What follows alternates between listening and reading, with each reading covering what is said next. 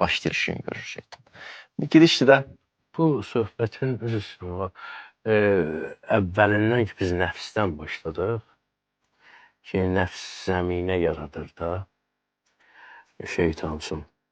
İnsan o nəfsin üstündə o qədər incə işləməlidir ki, sözü qüvvət ki,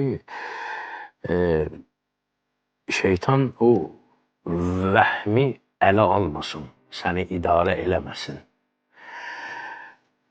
Və nəticədə belə olur ki, o bayaqki ayə-düdüza, əvvəl səni əmin eləyir ki, bu mənim sözüm yox, yəni şeytanın sözü yox, əqlin sözüdür.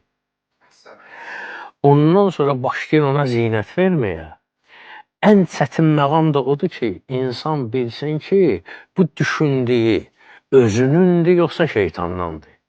Onları ayırt eləyə bilsə insan, onun üçün də təbii ki, yollar var da. Yollar nədir? Axı, hər adam onu ayırt eləyə bilmir. Bunu mütləq ağıllı adamlar eləməlidir də, ayırt eləməlidir. Onun şərti də odur ki, gərək ağıllı adamlarla oturub durasan.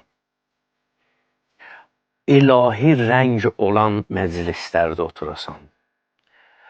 Münasibət qurduğun adamlar ağıl sahibləri olsunlar. Və haqq söz deyilən yerlərdə oturasan. Hətta bunun testi də var, yoxlanışı da var ki, görəsən bu məclislərdə sənin ürəyin sıxılır, sıxılmır. Adam var, moizəyə gələndə, məsəl üçün bir vaiz ki, söhbət eləyir, ona qulaq asanda ürəyi sıxılır. Ona qulaq asmağa səbri çatmır.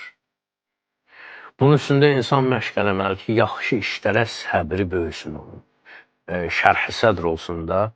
Adam var, bir namaz qılanda çox səbirsiz olur ki, tez qutarım namazı. Namaza qutarandan sonra rahatlaşır, amma Peyğəmbərimiz namaza girəndə rahat olurdu. Bunun üçün mütləq qəlbi elə bir formada insan daim məşq eləməlidir ki, şeytanın bu hiləsinə uymasın.